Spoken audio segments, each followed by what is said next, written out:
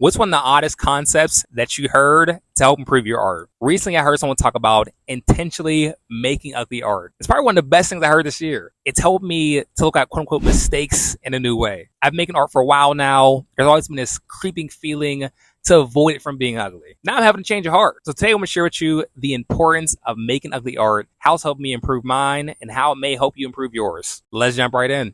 Now, one of the ways this helped me to intentionally make ugly art and look at the importance of making ugly art is using no reference, freestyle drawing. And you can use different mediums with this as well. And when I look at no reference, I have to think about what's at the top of my head, what's in this library that I have already there. And if you're familiar with some of my work, I usually do portraiture and figurative work, and it's easy to make those anatomically incorrect. It has me thinking about the style of the late Kim Jong-il, because when he draws, we don't see him use a reference. And he was also in the military as well.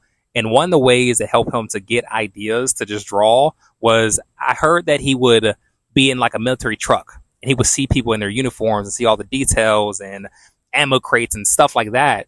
And he would kind of just observe those things and make mental notes of those. And then once he got to the sketchbook, those things would come out. He would draw those things. So one of the things looking at no reference has helped me to do is to be more observant. I'm intentionally looking at the things around me and thinking that when I go to that sketchbook, let me have some ideas. Let me look at this person who's wearing this hoodie, they have the headphones in, or this tree, even though some subjects are kind of boring. So you kind of have to look for more interesting subjects that you want to draw.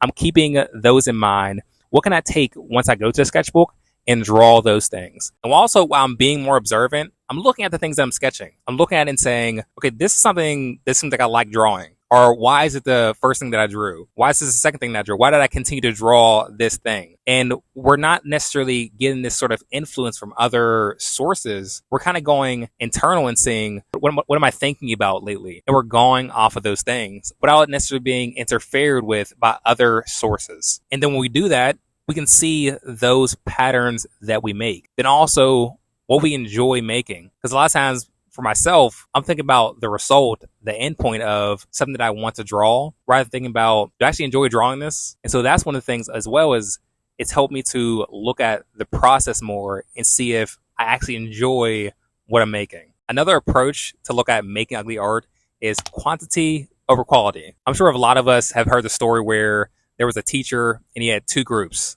In their grades, one group's grade was based off the quality of work, and the other group was the quantity, how many pieces they can make. The quality group, again, their grade was based off how good these pieces look, the quality of these pieces. And that's what they thought about. They constantly thought about, okay, how good is this piece? And for me, if I'm in that group, I'm thinking about, okay, this piece has to be good. It has to be top notch.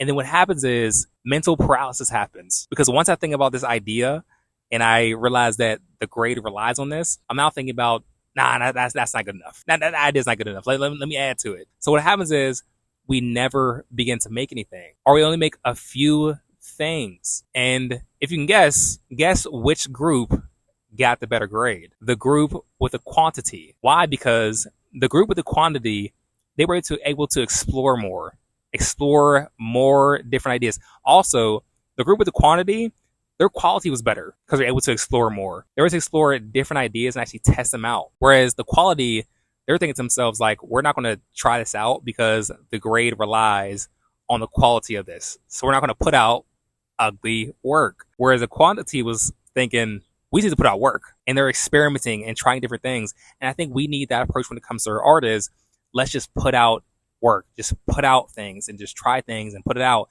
And not be afraid that it's ugly. That is I think the main part of it. And it's easy to where we're sharing our work on social media and we get this praise for making amazing pieces. And now we have this mental thought that we have to keep that same energy. We have to keep the bar high and raise the bar higher when it comes to sharing our work. Then also that creates that paralysis where we're thinking, it's not good enough. Is it going to be as good as the last one? What's helped me is keeping a sketchbook. I'm keeping a sketchbook and aiming to make more ugly art. The aim is to keep that approach of the quantity over the quality, because we're able to experiment much more. And I believe with that approach, the quality gets much better. And lastly, I want to talk about how the mistakes are a door to ourselves. Typically, when I'm drawing, I like to polish over the mistakes. When we see a mistake, we polish over it. We don't want anyone else to see those things. Going back to looking at no reference, and we're drawing those things and we keep pushing through that feeling of, I encourage you to embrace that feeling. When you feel that feeling of, embrace it. And through that, there is that freedom in creating, I think so. When I'm making a mistake in my art, I'm now aiming to look at it in a new way and not necessarily call it a mistake. Because why do we call it a mistake? We call it a mistake, I think so, is because we're comparing it to other people's work. We're thinking that doesn't look correct. That doesn't look as nice as